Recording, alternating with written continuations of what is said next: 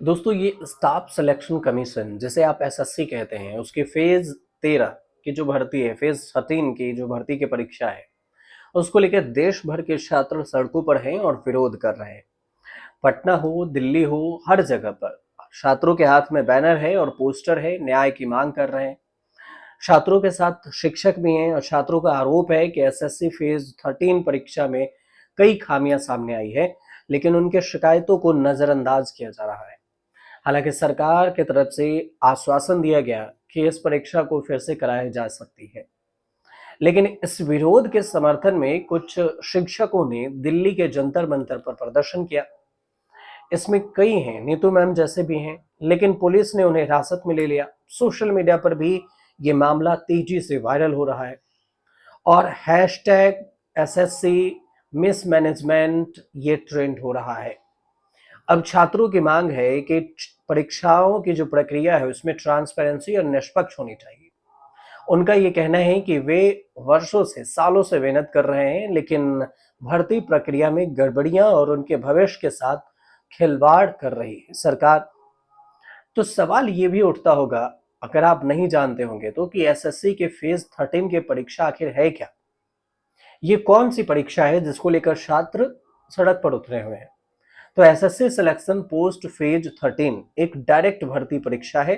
इसका उद्देश्य भारत सरकार की कई मंत्रालयों, विभागों और संगठनों में ग्रुप सी और डी पदों पर योग्य उम्मीदवार की भर्ती करना है।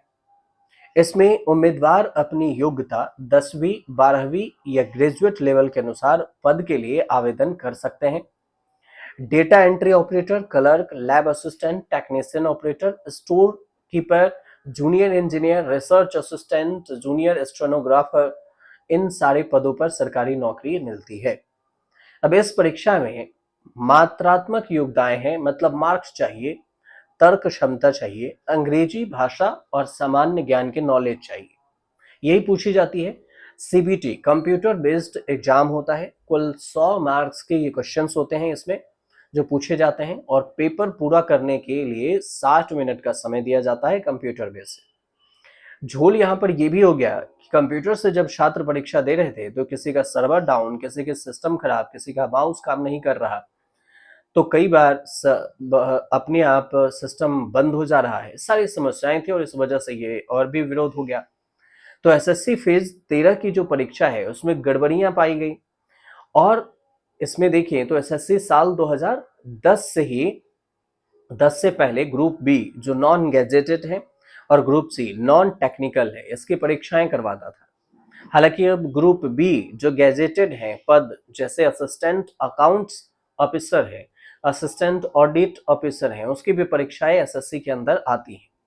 तो अभी तक डेटा कंसल्टेंसी सर्विसेज यानी कि टीसीएस पिछले कई सालों से इन परीक्षाओं का प्रबंध करती रही थी, लेकिन अब सेंट्रलाइज्ड परीक्षा सिस्टम हो गया है, सीबीटी का भी इसमें हो गया है।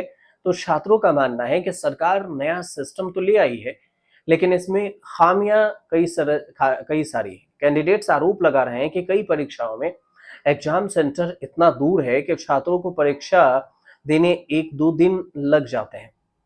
अब इसके बाद जब छात्र वहां पहुंच रहे हैं तो आखिरी वक्त में यह पता चलता है कि परीक्षा कैंसिल कर दिया गया। तो यहां तक कि परीक्षा के समय कंप्यूटर सिस्टम हैंग हो गया। और 24 जुलाई को परीक्षा जब हुई तो परीक्षा केंद्र पर एसएससी फेज 13 की परीक्षा होनी थी, लेकिन कई केंद्रों पर तकनीकी खराबियां आ गई। परीक्षा देते वक्त कई छात्रों को कंप्यूटर हैंग हो गया और जिस कारण उनका समय खराब हो गया। अब हुआ क्या कि छात्रों ने आरोप लगाया कि परीक्षा केंद्रों पर कई टीचर्स फोन का इस्तेमाल कर रहे थे, जो कि नियमों के मुताबिक मनाही है। आरोप ये भी लगा कि कई केंद्रों पर पहले शिफ्ट शुरू होने के बाद सिस्टम खराब हो गया, तो कहीं परीक्षा बीच में ही रद्द कर दी गई। कुछ को तो 500 से 1000 किलोमीटर की दूरी पर सेंटर मिल गया, कानपुर वालों को कर्नाटक, कर्नाटक वालों को कानपुर। तो इस वजह से भी परीक्षा रद्द हुई। गाजियाबाद, हुबली, लखनऊ, भोपाल, पटना, कई शहरों से परीक्षा को लेकर शिकायतें मिली। अब इसमें पवन गंगा एजुकेशन सेंटर भी है, 2 से 24 और 26 जुलाई तक की परीक्षाएं रद्द कर दी।